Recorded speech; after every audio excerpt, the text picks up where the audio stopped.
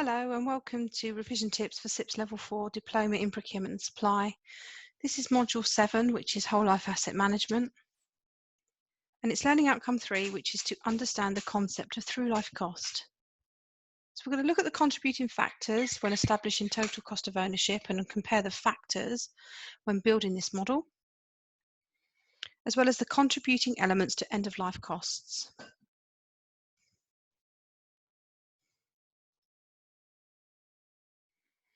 So the Cambridge Dictionary defines price as the amount of money for which something is sold. Ironically, it also states that it refers to the unpleasant results that you must accept or experience of getting or doing something. And the second definition may ring true for procurement professionals who have found themselves paying over the odds for an acquisition. And purchase price applies to both fixed assets and capital purchases such as warehouses that store the inventory, and to current assets such as the inventory itself. If it is the fixed assets that we will apply the total cost of ownership to. Now, lease, finance and hire purchase are often options of financing an asset.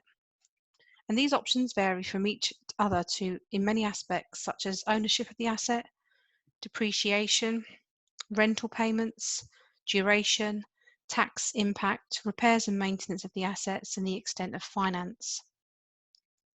Now, a lease generally involves two parties, such as the leaser, the owner, and the leasee, which is the user. And under this arrangement, the leaser transfers the rights to the leasee in return for the rental agreed upon. Now, hire purchase is a kind of instalment purchase where a businessman, such as the hirer, agrees to pay the cost of the equipment in a different instalment over a period of time. This instalment covers the principal amount and the interest cost towards the purchase of the asset for the period of the asset that you're going to utilise.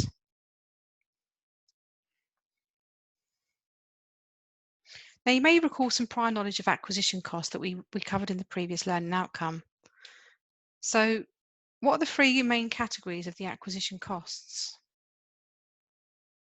Now, acquisition costs can significantly add to the purchase price, and they're incurred every time a purchase is made, whether it's a large-scale purchase or a small-scale purchase. But the methods for reducing acquisition costs include buyer discretionary spend, user buying or vendor managed inventory, the two-bin Kanban system, product catalogues, e-procurement systems, or even the use of procurement cards. Now, the definition of usage costs is the additional costs incurred in repairing or replacing items damaged in assembly, handling, installing or testing. So for your exam, the term referred to as additional charge that is made for increased or excessive use, or an item which may result in higher maintenance or increased use of spare parts. So the examples of this include photocopier machine leases that charge a cost per copy which increases if the agreed number is exceeded, or a vehicle rental that restricts total mileage. Now, assets are likely to experience failure at some point in their life. So maintenance costs will include periodic servicing, repairs and replacement of parts. They can be widely depending on the equipment and the level of maintenance needed. Equipment that is rented or leased may include contractual requirements relating to maintenance. And where organisations own equipment, they can choose between corrective and scheduled maintenance.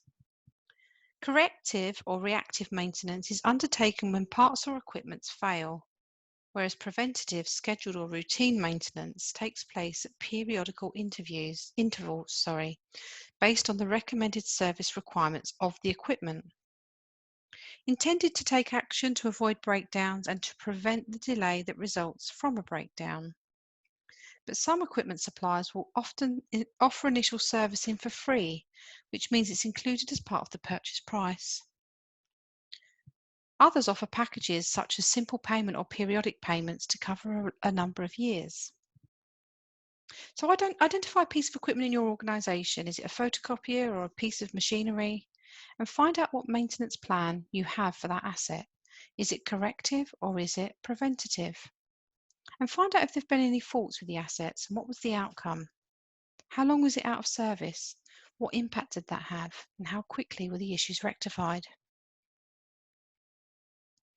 Now, costs of operating equipment and premises can vary widely.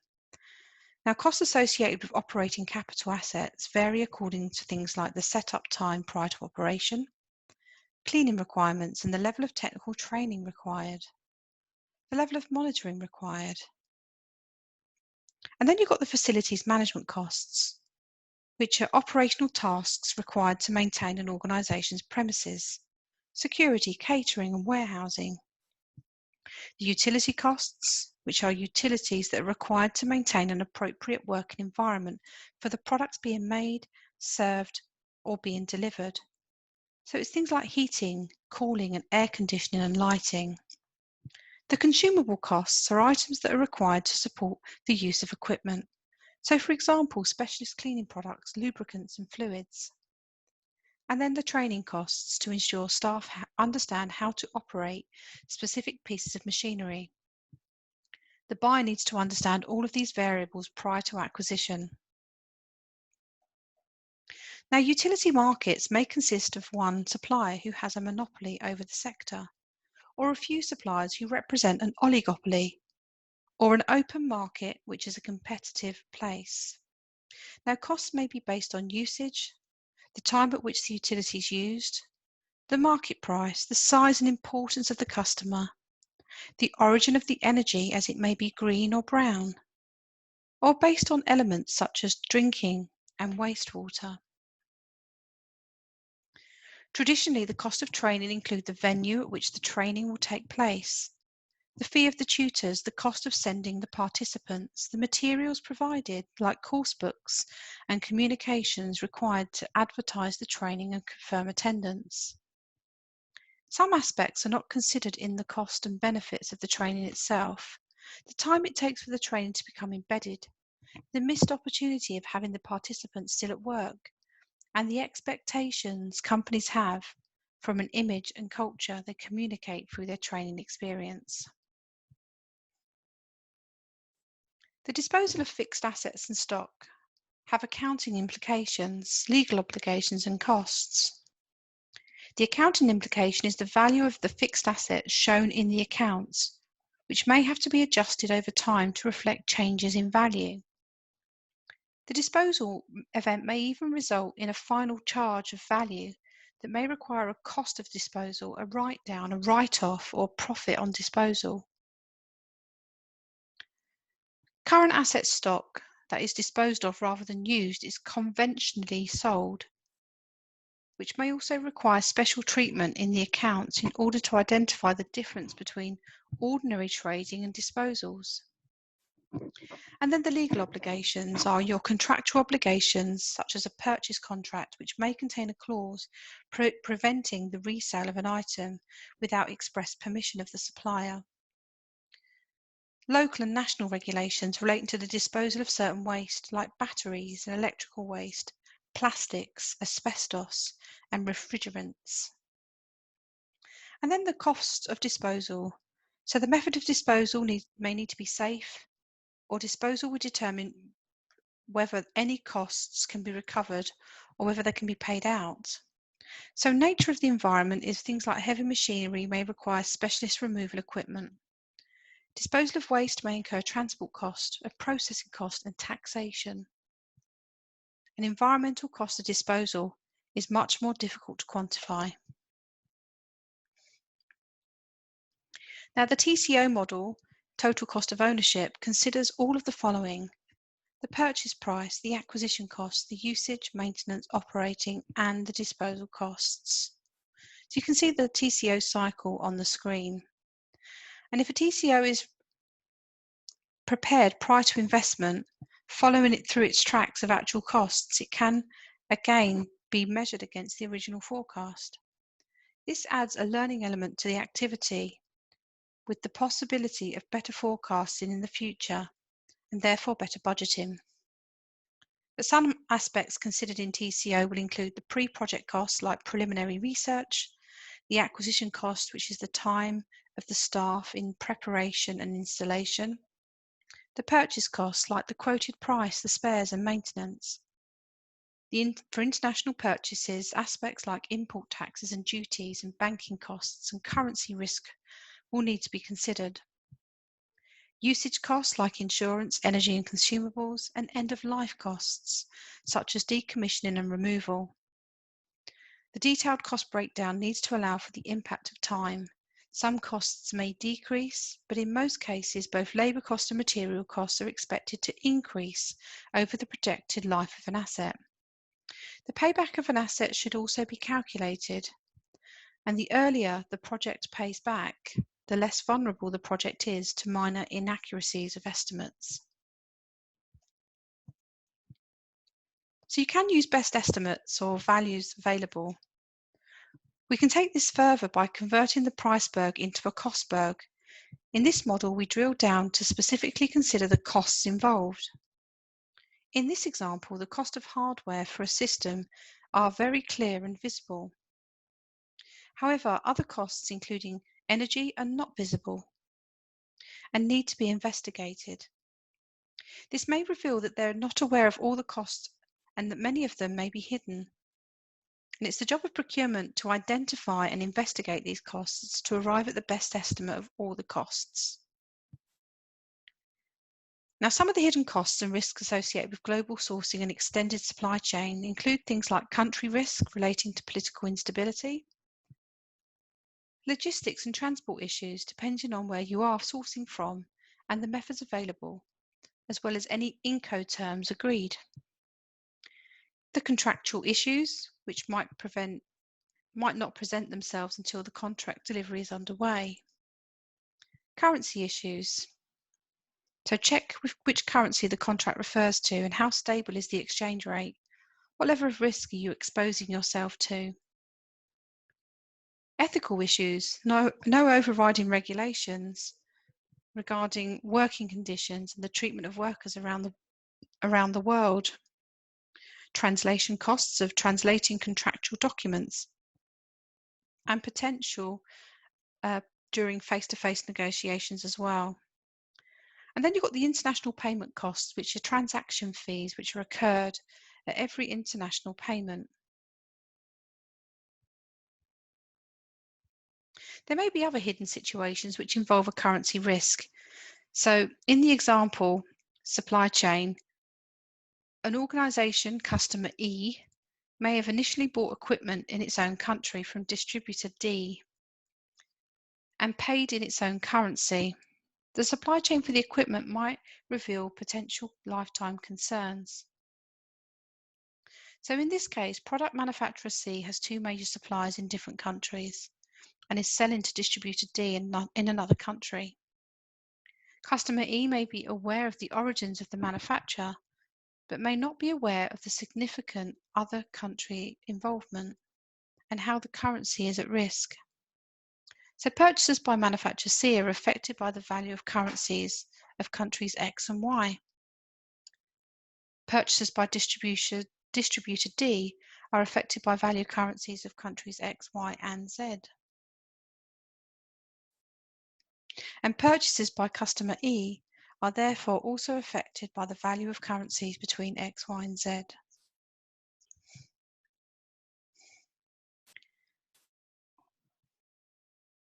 Now, whole life asset management should only be applied to larger assets such as a building, machinery, or complex systems. The definition of a large asset will differ from an organisation to another and from industry to industry. A small organisation may see the purchase of a utility vehicle as a large asset, while others, larger organisations, may see one vehicle as insignificant, as opposed to a fleet or a facility that houses and maintains those vehicles. Whole life Pareto and risk analysis can be employed to determine the asset that requires whole life asset management.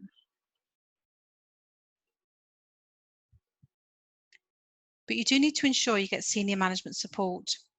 Senior managers have the power to provide resources, backing and policies to support high-risk, high-spend procurements. Senior management support can be secured by ensuring their executive involvement includes your business case and justification for spend. This will be cascaded down into management and transactional systems, ensuring the support is based on power and policy. Now, information is ammunition, so regular meetings and communication is essential. Also consider the power of having one or two key senior managers on side.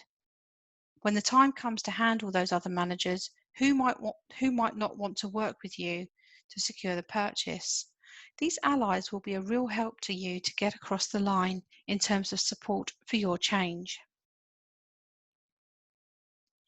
Cross-functional support will ensure access to data, and it may be required from stakeholders in your supply chain, engineering, accounting, operations, legal, health and safety, or marketing.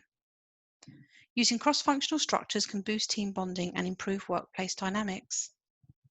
Cross-functional teams bring new insights, with which comes innovation. Clear and concise communication encourages sharing of data between cross-functional teams. As it involves people from different areas, a team will know the strengths of the other team. When a procurement team meets an engineering team, they each understand each other's efforts and take advantage of their knowledge and information. They start sharing common goals and fostering an understanding.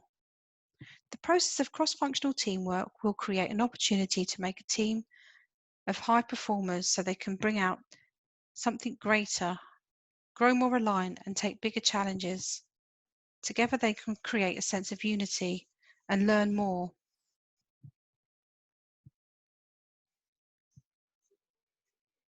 Teamworking reduces data collection time.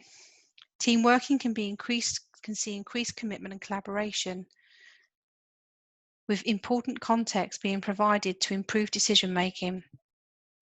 Belbin recognised 4 types of people skills are required to build an effective team,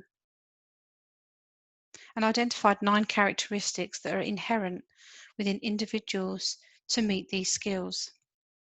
Managers should attempt to try and find individuals with one or more of these skills to form their teams. They should also consider which skills they have themselves. And students should be familiar with the Belbin model from earlier units. You've got your team worker, resource investigator, a plant, monitor evaluator, the specialist and shaper, implementer, the finisher, as well as the coordinator. Team working reduces the data collection time. The asset may be sold or scrapped and may require specialist removal, cleaning, or draining.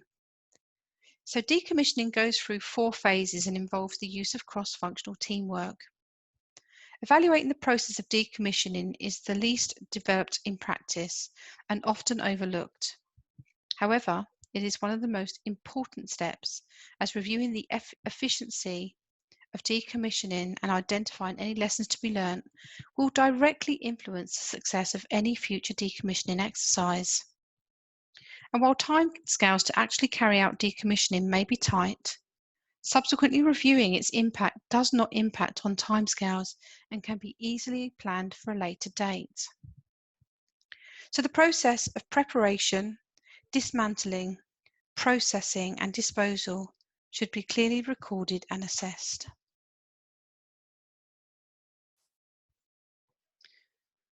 Now, a number of decisions, including sale or disposal, will have to be made during the removal or disposal process. Asset disposal is the removal of a long-term asset from a company's accounts. It's an important concept because it requires an authorization procedure. It primarily relates to a company's capital assets that are essential to successful business operations. Moreover, the proper accounting of disposal of assets is a critical element to maintaining updated and clean account records. So the asset disposal may be a result of several events, such as an asset is fully depreciated, in which it's worth nothing, and it may be disposed of, or an asset is sold because it's only partially depreciated, and you may get a gain or a loss of an asset which may be disposed of due to unforeseen circumstances like damage.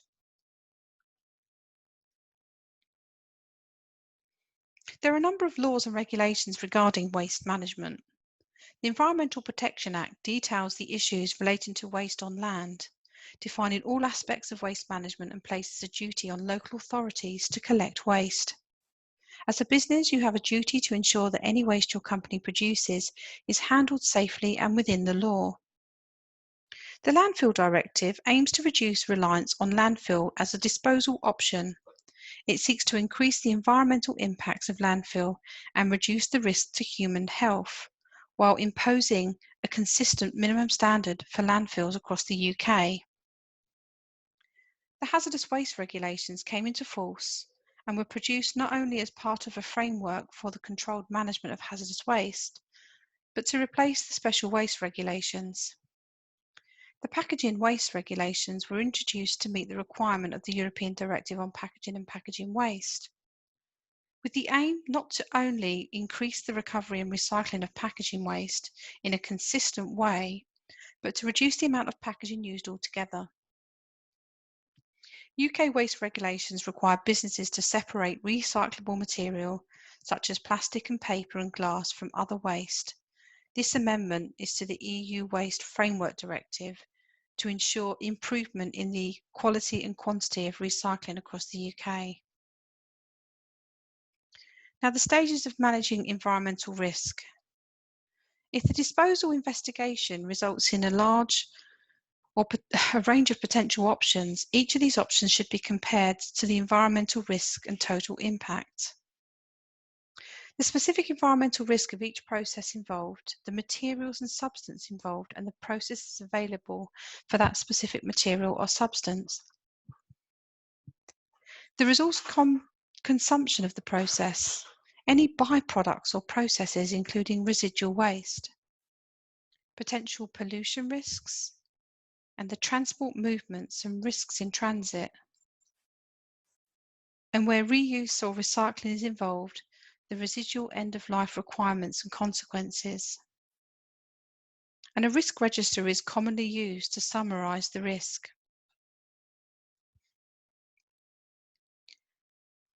Now, the simplest term, the triple bottom line agenda, focuses organisation not just on the economic value that they can add, but also the environmental and social value. Or do they add or destroy? So disposing of fixed assets can have an impact on people, profit and the planet. Traditionally, business leaders concern themselves with the bottom lines for monetary profits of their businesses' needs. But today, more leaders have begun to think sustainably, and the triple bottom line theory expands the traditional accounting framework to include two other performance areas: the social and environmental impacts of their company.